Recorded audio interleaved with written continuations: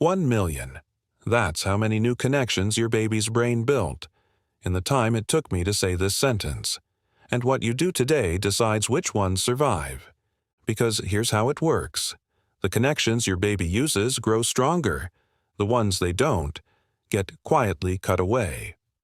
Harvard scientists call these early years the fastest construction project of a human life. And here's what most parents get wrong.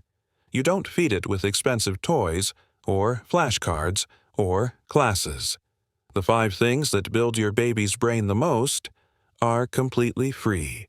Some work from day 1. All of them work before age 5. But each habit comes with a hidden mistake attached.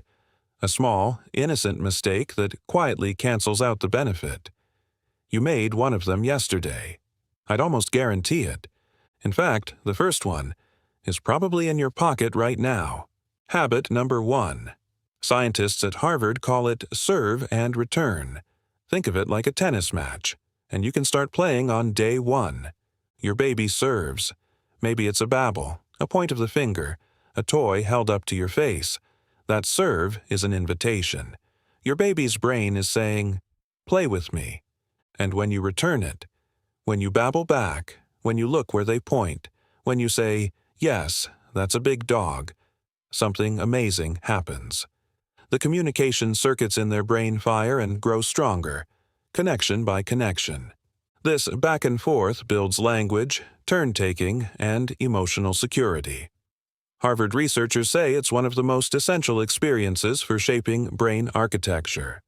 Not a class, a conversation. Now here's the mistake that cancels it out. Being there without really being there. Your toddler points at a bird. You're sitting right next to them, but your eyes are on your phone. The serve came, and nothing came back. To a baby's brain, a missed return isn't neutral. Over and over, it quietly teaches them. My signals don't work. You don't need to return every single serve. No parent can. But when you catch yourself half there, try this. Put the phone face down for 5 minutes. Get down to their eye level, and just answer what they send you. A babble for a babble. A smile for a smile. That's brain building. And it costs nothing. Habit number 2. Read 1 picture book a day. Just 1. And you can start from birth.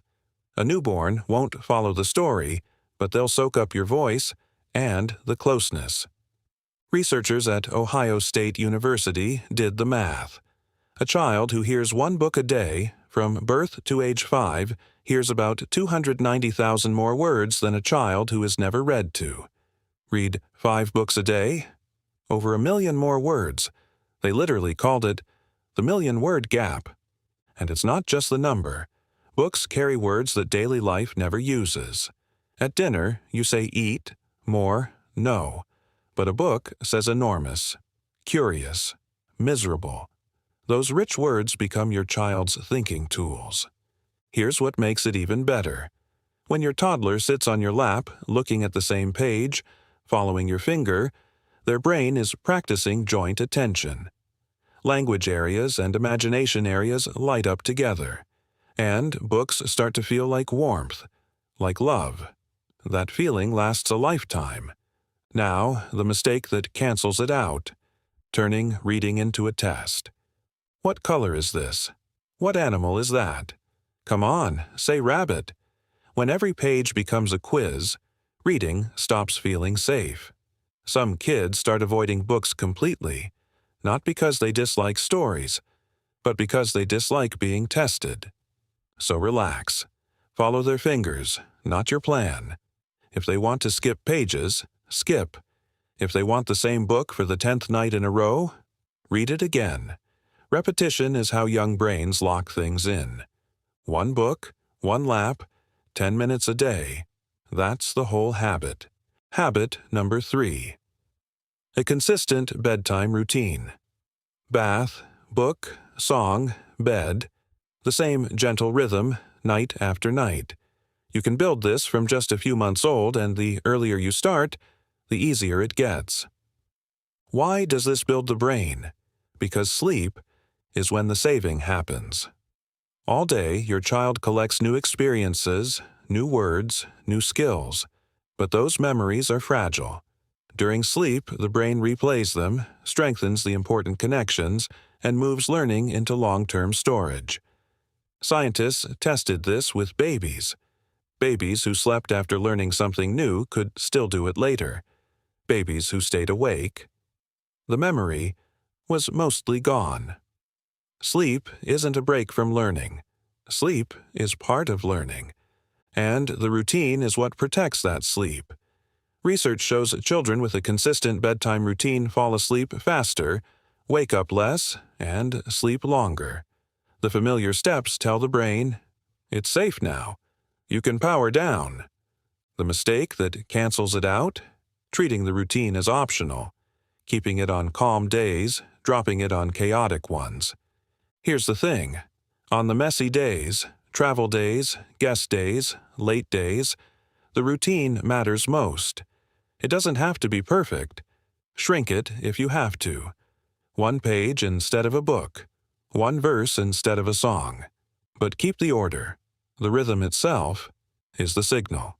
Same steps, same order, most nights. That's it. Habit number 4. And honestly, this is the hardest one. Let them struggle, just a little. This one works best once your child is old enough to try things on their own, usually around 1 and up. The block tower falls. The puzzle piece won't fit. The sock is stuck halfway. Every instinct in your body says, help them, fix it, fast. But right behind your child's forehead, there's a part of the brain called the prefrontal cortex. It handles focus, self-control, and problem-solving.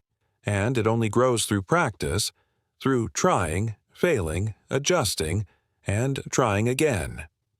Researchers found that the most helpful parents do something called scaffolding. Like the scaffolding around a building, they give just enough support for the child to succeed on their own. Studies link that style to stronger memory and better self-control. But parents who jump in and take over, that can actually slow those skills down. Because every time we instantly rescue, we quietly send a message. This is too hard for you. Do that 20 times a day, and it adds up. So here's the mistake to drop. Rescuing at the first whimper. And here's what to do instead. Count 3 seconds in your head, and watch.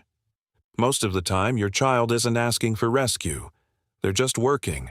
If they truly get stuck, don't take over. Shrink the problem instead.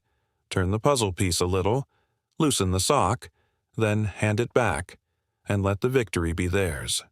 Frustration isn't the enemy. It's the workout. Habit number 5. Let them help with real things. This one usually starts working around 18 months to 2 years, once they can follow a simple instruction and carry something to you. Your 2-year-old can hand you socks from the laundry. Your 3-year-old can water a plant. Your 4-year-old can sort the spoons from the forks. Real tasks. Real contribution. To us, it's a chore. To a young child, it's a rich brain workout. Think about what sorting laundry actually requires. Planning, sequencing, remembering the steps, controlling those little hands. Scientists call these executive function skills, and household tasks train all of them at once. But here's the part that surprised researchers. A study from the University of Minnesota followed children for over 20 years.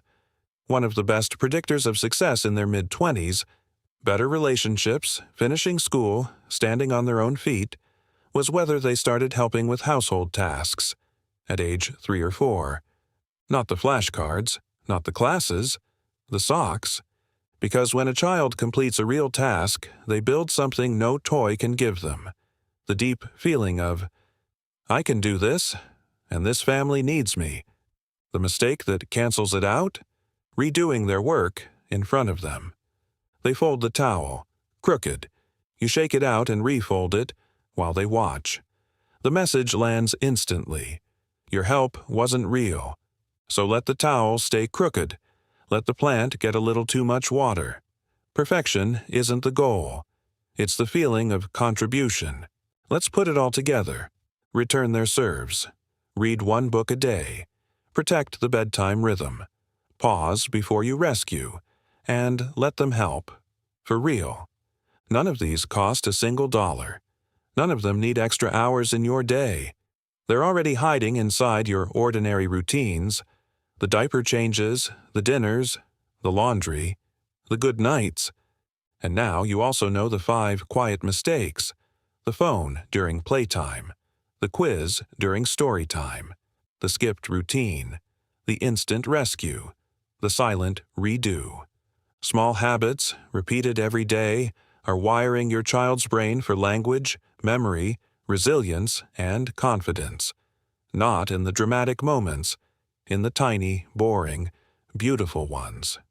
You don't need to be a perfect parent. You just need to be a present one, a little more often. Tell me in the comments, which of the 5 mistakes did you catch yourself making? I'll go first. Mine was the phone.